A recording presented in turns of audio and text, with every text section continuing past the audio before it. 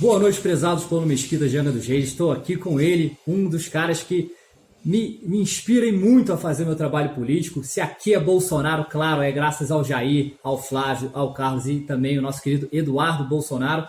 Costumo dizer que o Edu é um cara que eu admiro, inclusive mais até que o próprio Jair. E estou muito feliz. A moral tá alta. Tá alta. O Edu tá com a moral alta. Estamos aqui Quando ele encontrar com o presidente, ele vai falar isso aí para o presidente.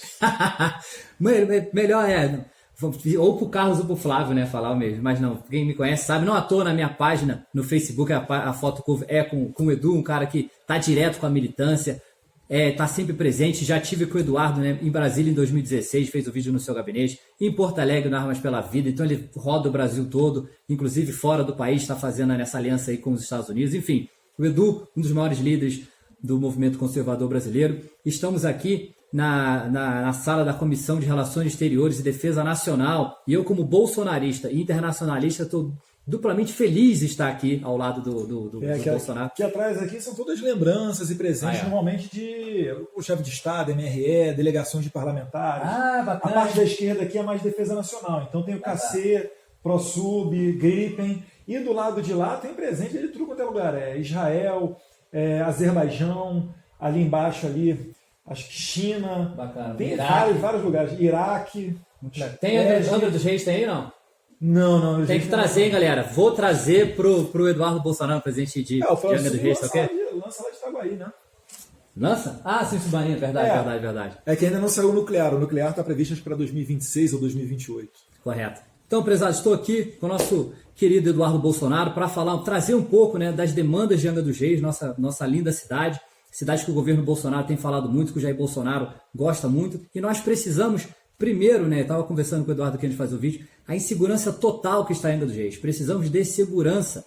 Ontem mesmo tivemos um tiroteio muito forte no Areal, tiroteios que acontecem com uma rotina muito, muito forte em Angra dos Reis. Todo dia tem tiroteio em Angra dos Reis, no centro da cidade, no Areal, no Parque Belém, na Sapiatuba, na Monsuaba, enfim, não há bairro, não há local nenhum seguro em Angra dos Reis. Costumo dizer que está pior ainda do que o Rio de Janeiro.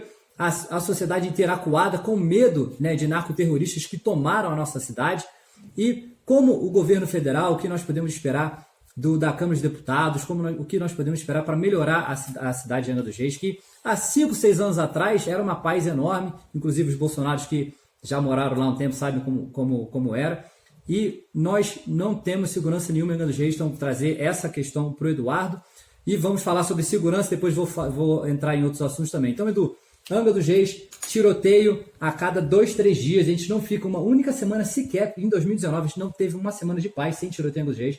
Parque Belém, Monsuaba, no pleno centro da cidade. Há pouco tempo atrás explodiram o caixa do Banco do Brasil. Foi esse mês lá na centro da cidade. Vídeo mostrando criminosos com fuzis andando no centro da cidade de Angra dos Reis. Normalmente a arma é pesadíssima. Estupros acontecendo na Japiba que nós tivemos. Até o carregamento de urânio de Angra dos Reis esse ano recebeu tiros. Então a situação está realmente muito complicada. Nem o urânio da usina está seguro.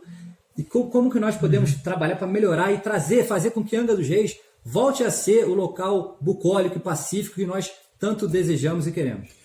Paulo, vou falar aqui a minha visão como deputado federal, né? A nossa visão ela é macro, então ela vai para além de Angra dos Reis e abrange o país inteiro. Eu não posso aqui fazer uma lei específica só para Angra dos Reis. Mas esse problema da insegurança, ele de certa maneira, ele está ficando cada vez mais claro de como resolvê-lo.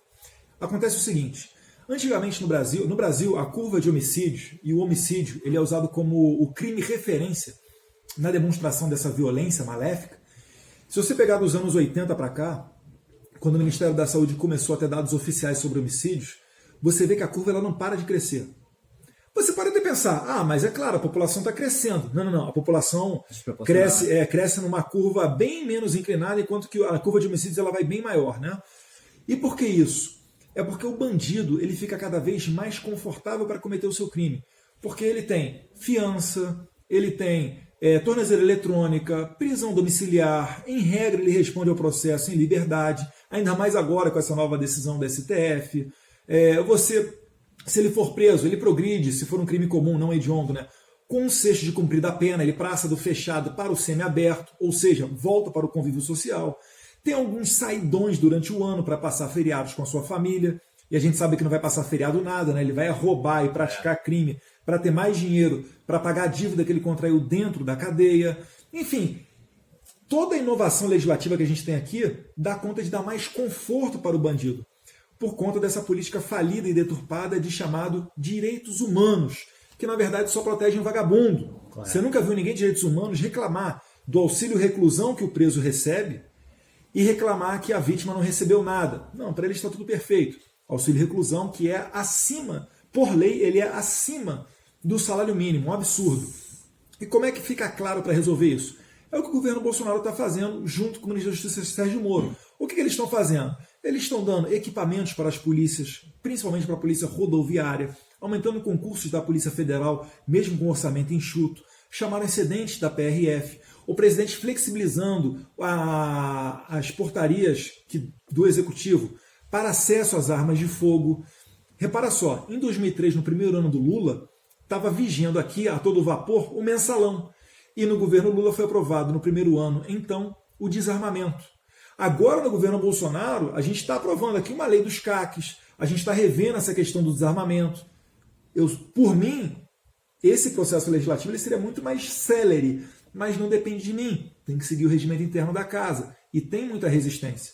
Mas a gente já consegue ver que com esse claro exemplo, com essa clara mensagem que o governo Bolsonaro manda, né, para a criminalidade, inclusive, Paulo, removendo os chefões do tráfico de droga de São Paulo, que mandou um para cada canto, desarticulando a organização criminosa, porque agora não tem mais diálogo cabuloso, dessa maneira você já conseguiu reduzir em 22% o número de homicídios. E eu quero crer que com a aprovação do pacote anticrime do ministro Sérgio Moro, tal qual ele enviou para o Congresso Nacional, a gente vai reduzir ainda mais isso. Então não cai nessa ladainha que as pessoas às vezes tentam ai, olha como é que a prisão ela é úmida, como é que as pessoas... Gente, para parar na prisão no Brasil, você tem que cometer uma merda das grandes. E, na maioria das vezes, reincidente. Correto. Repara só, quando a próxima vez que você assistir o Datena, que você assistir um programa policial, repara só, eles não pegam toda hora em flagrante aqueles bandidos com a ficha criminal que dá a volta no quarteirão? E essa é a maior vergonha e prova que o sistema atual não funciona. Exatamente. Mas, às vezes, essa pessoa ela só não cometeu crime em um período da sua vida, que foi exatamente o período que ela ficou presa. Então fala, a cadeia não resolve. A cadeia não resolve e querem soltar os caras. Exatamente. Gente, se soltar, eles vão, ao invés de fazer dos presídios a universidade do crime, eles vão fazer da nossa sociedade o laboratório do crime. Então não se engane com argumento raso e barato. Tem que prender. Todo país de primeiro mundo prende. Se não prende, é porque ele teve uma educação bem melhor e conseguiu dar meios para que a pessoa não fosse, não viesse a achar tão sedutor o crime a ponto de delinquir. Lembrando que essas pessoas que reclamam que o presídio é insalubre são pessoas que não reclamam que o hospital é insalubre, que a escola é insalubre. Por que eles estão querendo infraestrutura para presidiário e não buscam, não lutam da mesma forma para infraestrutura para hospitais do SUS? Com certeza. E às vezes, Paulo, vou um pouquinho mais além, né? Você encontra aí algumas ONGs ligadas ao sistema carcerário e o que elas fazem? Elas reclamam da superlotação, mas, por outro lado, elas não querem que sejam construídos mais presídios. Por quê? Porque se forem construídos mais presídios, vai acabar o argumento dela para desencarcerar, que é o argumento da superlotação. Exatamente. Então, no governo Temer, inclusive, havia dinheiro sobrando no fundo penitenciário e acho que nem 1 ou 2% estava sendo usado pelos governos estaduais. O governo Temer abriu a possibilidade dos governos estaduais usarem o Fundo Nacional Penitenciário, mas ninguém estava usando. Vê só. Falta de vontade política. Tem que fazer igual os Estados Unidos, é construir presídio. E Rudolph Giuliani, como é que ele salvou Nova York? Exatamente. É prendendo e dando dura. E se tem uma coisa que me fez gostar muito do Bolsonaro e apoiar também os seus filhos, é essa questão de direitos humanos, a questão da luta contra criminosos e a versão à política atual de direitos humanos que não defende pessoas, defende apenas os criminosos. E lembrando, acho que a frase mais importante do Jair Bolsonaro, que todos nós, ativistas, gostamos, é só não matar, não estuprar, não praticar latrocínio, que você não vai pra lá, porra. E o meu workshop, você vai lembrar da polícia aqui em Brasília, fazendo como não tomar spray de pimenta, lacrimogêneo da polícia. Fiz um vídeo, o Eduardo gostou muito, falou comigo lá no Instagram, compartilhou aqui com a polícia do DF, a polícia lá em Porto Alegre, também fiz na China quando eu estive em Qingdao. eu andando do lado da polícia e mostrando, olha, como que a polícia é preconceituosa, a polícia é truculenta, eu estou aqui do lado da polícia e não estou tendo problemas. Por coincidência, não estava também cometendo crimes, não estava quebrando vidro de banco, não estava incendiando pneu, ou seja, não é a polícia que é errada. São certos vagabundos que cometem delitos e a polícia tem o direito, o dever de prender essas pessoas. A gente paga imposto para isso. A gente paga imposto para eles usarem a força, a polícia está lá exatamente para isso, tá ok? Então, lembrando, os últimos anos tivemos número de homicídio 54, 52, 62 mil homicídios por ano. Esse ano, 2019, no governo Bolsonaro, 22 mil homicídios, ou seja, 40 mil pessoas deixaram de morrer. O governo Bolsonaro, primeiro, com o pacote anticrime do Moro, como o Eduardo citou, tirando os líderes dos grupos narcoterroristas dos seus estados, botando em períodos federais, você desarticula, você cria briga, um matando o outro para ver quem vai ficar no poder. Se não tem ninguém mandando matar e direcionando os criminosos, você faz esse número despencar. Desorganiza o que era organizado. E a segunda coisa, a perspectiva do criminoso. Porque uma das coisas que faz com que alguém cometa um crime é o cálculo. Ninguém estupra uma mulher no meio de uma praça com milhões de pessoas do lado. O cara vai sempre na atitude covarde. Ele sempre calcula como ele vai agir de forma covarde e se ele vai se ferrar ou não. Só ver na favela. Quem é que rouba na favela? Ninguém rouba. Porque se for roubar na favela, a pena é na primeira instância e sem direito a recorrer. Lá funciona. E com o governo Bolsonaro, mesmo sem o Bolsonaro ter tomado medida nenhuma até aquele momento, no governo Bolsonaro, qual foi a perspectiva? Opa, bandido tem que se fuder, acabou. Só a perspectiva do governo Bolsonaro. Esse é o recado, né? Fez com que o cálculo na cabeça dele foi diferente e aliado ao pacote anticrime do Moro, a gente conseguisse mudar bastante. Então, esse é o primeiro ponto. Muito obrigado, Edu. Vamos agora para desemprego. Estava conversando aqui com o Edu também, a situação horrível que nós vivemos em relação a desemprego em Angra dos Reis. O estaleiro está muito devagar ainda. O estaleiro, até que eu já trabalhei, tem um carinho enorme para aquele estaleiro. O estaleiro, por conta de toda a corrupção. Né? Isso, o estaleiro Brastel lá da Verome, no bairro da Verome, da Jacuecanga, Monsuaba ali do lado.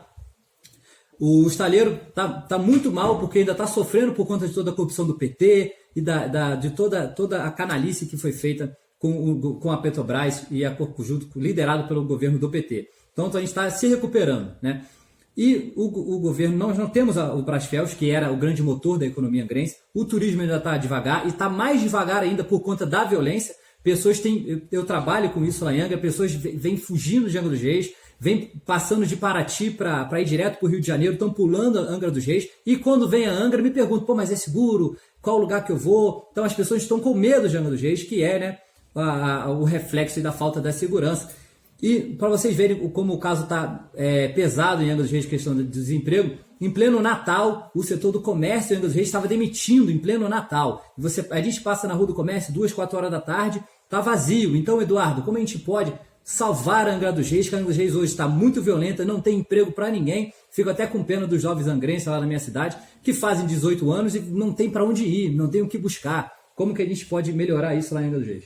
Primeiro, Paulo, é importante destacar que não foi o governo Bolsonaro que deu causa aos 13 milhões de desempregados oficialmente no Brasil. Exatamente. Né? Mas as medidas tomadas, que é um remédio amargo, nós sabemos, como a reforma da Previdência, e se Deus quiser até meados do ano que vem a gente consegue sair daqui uma reforma tributária, isso daí faz com que seja mais atrativo. O país ele se torna solvente. O que é isso? É igual na nossa casa. O que estava acontecendo com o Brasil? O salário que o Brasil ganha, dos impostos, toda a receita, estava ficando quase igual com o que era consumido aqui. Então, com a reforma da Previdência, você deu um gás, e quando você dá um gás, você tira um pouco o nariz debaixo d'água, os investidores que estão lá fora, eles olham para o Brasil e falam, opa, esse país aqui não vai dar calote. Posso emprestar, posso investir, mas só que isso daí vai levando tempo, não vai ser da noite para o dia, não. O crescimento nesse ano está perto de 1%, o que na média aqui da América do Sul é ok, bem boa, se comparado até com alguns vizinhos aqui. Se você for olhar para Venezuela, Argentina, o Chile também, depois de tanto protesto, vai ter um crescimento tímido. Então é um crescimento bem razoável. E a expectativa conservadora é que o ano que vem essa meta seja dobrada. Não é meta dobrada igual a da Dilma, não. É multiplicado por 2, tá? É meta Paulo Guedes. Então a expectativa é de que realmente ocorra uma retomada dos empregos, especificamente sobre Angra dos Reis, agora na visão não mais macro, na visão micro, tem esse problema da violência, o que afeta muito Angra, porque Angra, a gente sabe, né, uma boa parte da renda do turismo é da exploração do que Deus nos deu de meios naturais, são as ilhas, os cursos de mergulho, os passeios em Angra dos Reis, e isso daí realmente é complicado, vai exigir um esforço mais concentrado, específico para a região. Angra dos Reis, principalmente no final, né, da primeira década dos anos 2000, ali por 2007, 2008, quando começou para valer a política das UPPs, espirrou muito vagabundo para Angra e chegando até aí a Baixada Santista. Você percebe isso, Paulo, quando você vê muito funk proibido sendo feito ali na Baixada Santista, exaltando os criminosos locais, mas com sotaque carioca. Eu, quando passei por Angra pela Polícia Federal, passei alguns meses aí antes de assumir o meu mandato, trabalhando na PF, né, alguns colegas já falando que em favelinhas que antigamente eram tranquilas, naquele momento, em 2014, já ocorrendo um domínio do tráfico de drogas e viaturas sendo recebidas com rajada. Eu falei assim, rajada em Angra? Como assim? Porque rajada é arma longa, é fuzil. Aí eles falaram, Eduardo, tá de bobeira, aqui tem baile funk que a vagabundagem já está desfilando com arma. Ou seja, essa cultura indo para aquela região. Retomando os empregos, melhorando a segurança, certamente a gente vai melhorar o turismo.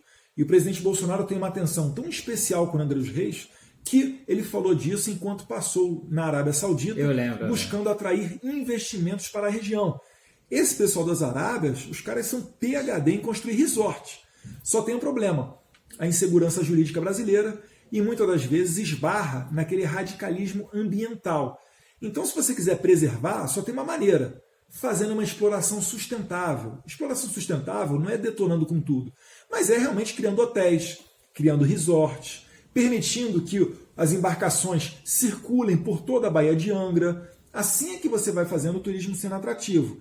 Não adianta nada você deixar tudo isolado, intocável, porque a pessoa vai nascer ali, ela não vai ficar olhando aquela madeira ou aquele pedaço de terra com a árvore em pé, passando fome. Ele vai detonar a árvore, se for para dar lucro com madeireiras, ainda que ilegalmente. Sim, então, para preservar, dar emprego para essa pessoa e melhorar essas condições turísticas de Angra. Exatamente. Lembrando, inclusive, o Jair Bolsonaro, quando esteve em Dubai, perguntaram para ele o que ele achou da praia, eu falei, prefiro Angra. Então, realmente, ele é apaixonado por Angra dos Reis. E eu ouso dizer que é a cidade, não apenas mais bonita do Brasil, mas é a cidade mais bonita do mundo, tem uma história ímpar no nosso país. Se eu não me engano, foi a terceira cidade a ser construída no nosso país. Está no eixo Rio-São Paulo, enfim. Uma cidade que é rica em história, temos as 2 usinas nucleares do nosso país, uma cidade uma importância estratégica. E lembrar que o maior interessado em preservar o meio ambiente é exatamente o investidor.